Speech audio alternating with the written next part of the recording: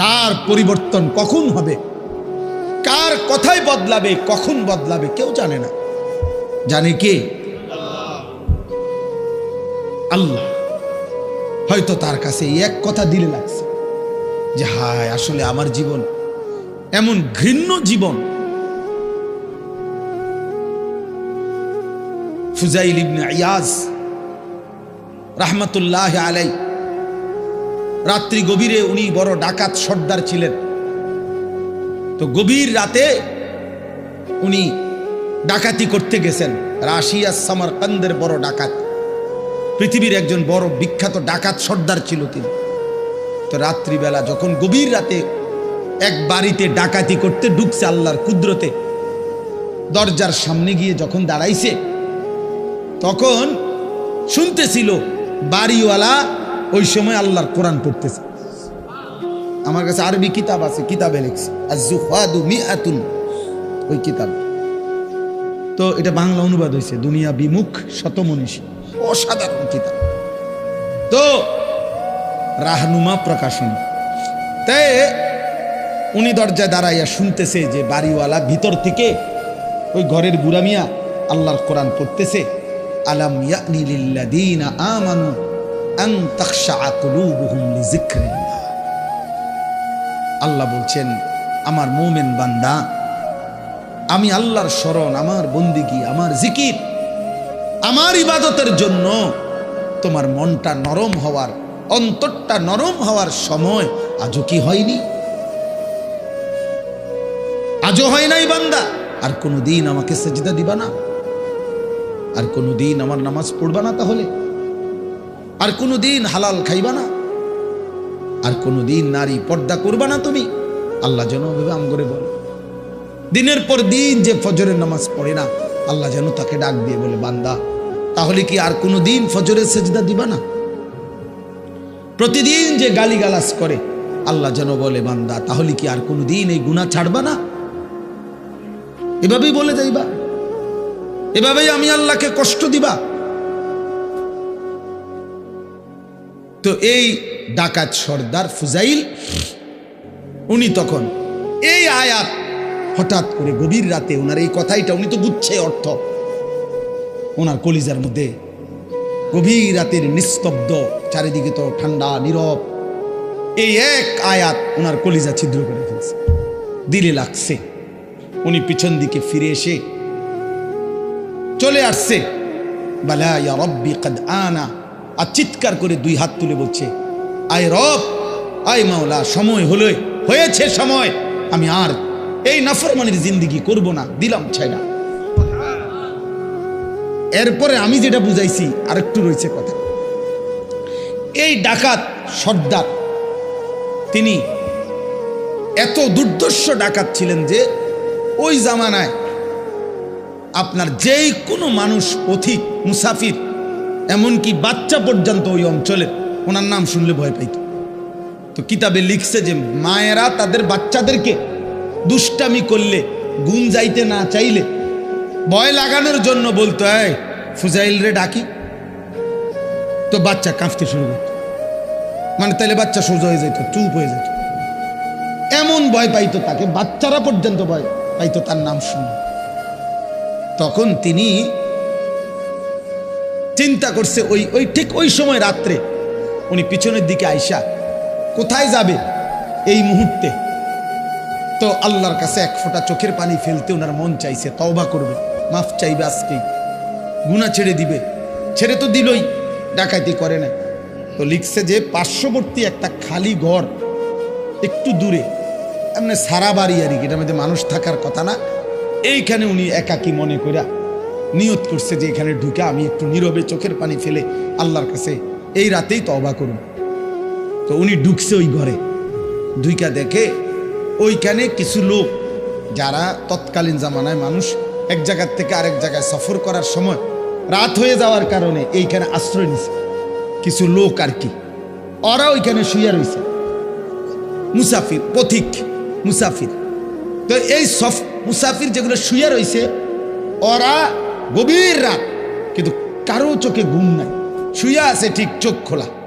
তো তখন উনি ঢুকেই শুনতেছে, ওরা বলতেছে এই সাবধান, ঘুমায়ও না কেউ, ফুজাইল যদি টের পায় তাইলে কিন্তু সব লুণ্ঠন করে ফেলবে, সব ছিন্ন ভিন্ন করে ফেলবে, সব কিছু ছিনিয়ে নেবে, কাজে কেউ ঘুমায়ও না, সতর্ক, কোনোভাবেই রাতটা পার করে এখান থেকে পার হইতে হবে। ফুজাইল কিন্তু যদি টের পায়, এই কথা উনি শুনছে, এর দাঁড়ায় দাঁড়ায় উনি তো সেই ফুজাইল। এই তখন কিতাবে লিখছে উনি এইবার এমন কান্দা কানছে, কাইদা বলছে মাওলা আমি বুঝি এমন নিকৃষ্ট হইলাম যে বাচ্চা পর্যন্ত আমারে ভয় পায়, এমনকি পথিক মুসাফির ভিন দেশি পর্যন্ত আমার নামে কাঁপে, আমি কি পরিমাণ মানুষের কষ্ট দিলাম। তখন উনি নিয়ত করে বলছে আল্লাহ আমি আর এই জমিনেই থাকবো না, এই মাটিতেই আমি এই দেশেই আর থাকবো না। তখন উনি তওবা করে সরাসরি হিজরত করে আল্লাহর ঘর মক্কায় চলে আসছে, আর বাকি হায়াত কাবার পাশেই উনি জীবন কাটাইছে। এরপরে উনি হইছেন সাইয়্যিদুল আউলিয়া, আউলিয়াদের সর্দার।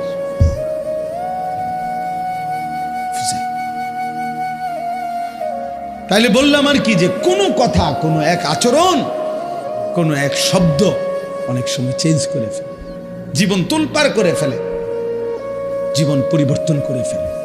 আল্লাহ তোমাদেরকেও বদলে দিক। তোমরা যারা কিশোর ছেলে, নওজোয়ান ছেলে, দোস্ত তোমার জীবনের কদর করা উচিত।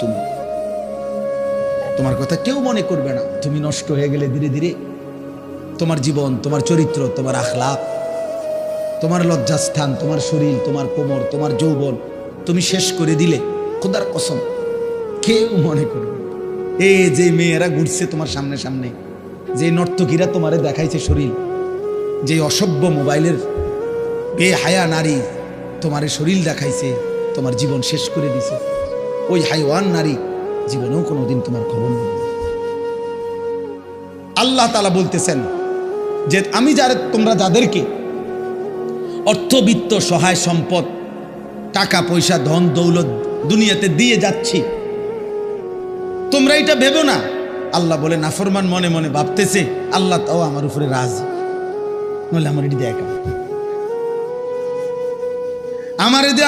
আমার এদিকে কি সুন্দরে ভাত তরকারি খাওয়া, এত চুরি করি, আমার দিকে কোনো অসুবিধা হয় না, বুঝলেন না কথা?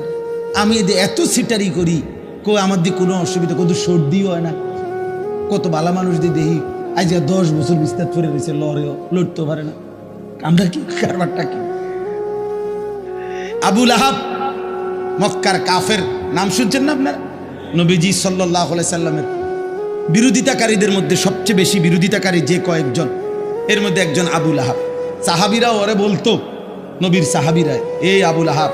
আবু লাহাবের একটা বদঅভ্যাস ছিল, নবীজি যেখানেই কাউকে কালেমার দাওয়াত দিতেন, মানে কাউরে ইসলাম বুঝাইতেছে মনে করেন, হে পিছন থেকে একটু দূরের থেকে ওর দিকে তাকাইয়া কইতো সাবধান, ধরা খাইও না, একবারে মারারিবা, আর বিড়ি খেতে না, ইতান হইলে সিটারি যে করতে এত সুন্দর, রিডিহার করতে না, বেডি সাউন্ড, নাটক সাউন্ড, সিনেমা সাউন্ড, এটি সব ছেড়ে দিতে হইব এই মৌলবীর কথা শুনলে।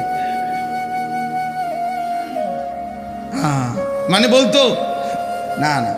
এরপরে নবীজি সাল্লাল্লাহু আলাইহি সাল্লাম সরে গেলেই এই বেঈমান ওই লোকের কাছে গিয়ে বলতো, কি কইছে, এই কইছে তোরে না, সাবধান, এটি কইয়া হে বিরাট বড় জাদুকর, নাউজুবিল্লাহ, ও অনেক বড় গণক, ও একটা ফেরেশতা গায়ে দিছে সমাজটার মধ্যে, কয় যে আমাদের পুরাটা এলাকা নষ্ট করে লাইছে, মায়ের লগে এখন আর ফুতের মিল নাই, ফুতের লগে মার মিল নাই, স্বামীর লগে স্ত্রীর মিল নাই, বাপের লগে ফুতের মিল নাই, একটা বেড়াছাড়া লাগাই দিছে, নাউজুবিল্লাহ।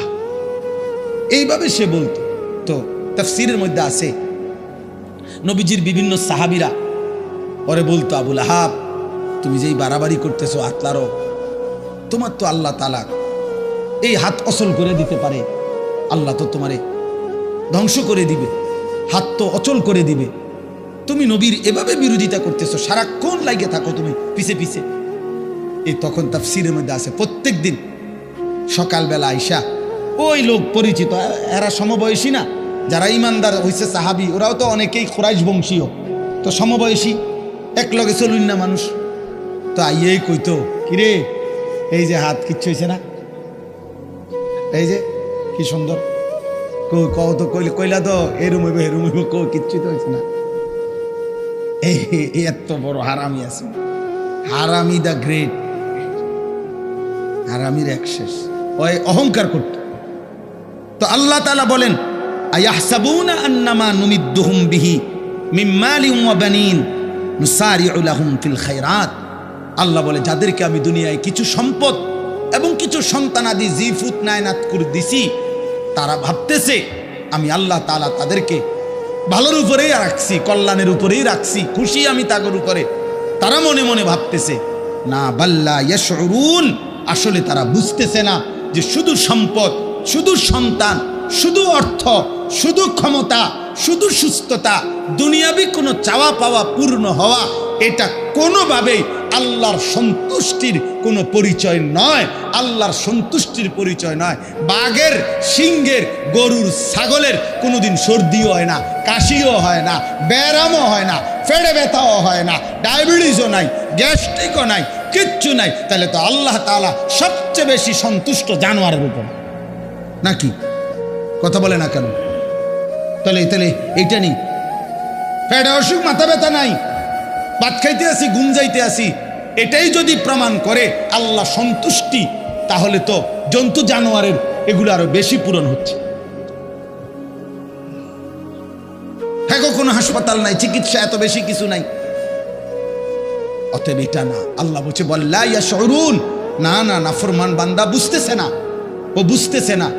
ভাত খাইতে দিচ্ছি বলে, ঘুম যাইতে দিচ্ছি বলে, আমি এটা প্রতিদিনের জন্য বলি যে আরে ভাই, কেউ কেউ আসো তোমরা ছেলেরা, হয়তো মনে করছো কোনো রোগ নাই, শোক নাই, কেউ বাধা দেয় না, সব মন মতো চলতেছে, মন মতো তুমি ভেবেছ এভাবেই চলবে। না না, আল্লাহ বলে দুনিয়ায় ভালো থাকা, দুনিয়ায় একটু আরামে থাকা, এটা আমি আল্লাহর সন্তুষ্টির পরিচয় প্রমাণ নয়। আমি তো কাফের বেঈমানকে দুনিয়া অনেক ভালো থাকতে দিছি, অনেক সম্পত্তি দিয়ে ভরপুর করে দিছি, অতএব এগুলো কি আমি আল্লাহর সন্তুষ্টির জন্য দিছি? কথা বলেন না কেন? তাহলে এটা না। দাওয়াত গত বছর দিনাজপুরে হুসাইন ভাই খুলনাতে, হ্যাঁ, দাওয়াত দিয়ে সারছি, শুনছে 20 মিনিট কথা বলার পরে ওরা 3 ছেলে আমার বলতে, হুজুর আমরা তো হিন্দু, কিন্তু আমার কথা পুরো শুনছে, হ্যাঁ, মনোযোগ দিয়ে শুনছে। আমি বলছি ঠিক আছে ভাই, কোনো অসুবিধা নাই, মালিকের কথাই বলছি, তোমার সৃষ্টিকর্তার কথাই তোমারে শুনাইছি। সেই দিন এক মাওলানা সাহেব রংপুর থেকে খবর পাঠাইছেন যে একটা মাহফিলের ডেট দিতাম কেন এত দরকার হইল, উনি বলছেন যে এক ওই বাজারের হিন্দু ছেলে, ওর কথা হইল হুজুর, এই হুজুর রে দাওয়াত দেন। আলহামদুলিল্লাহ,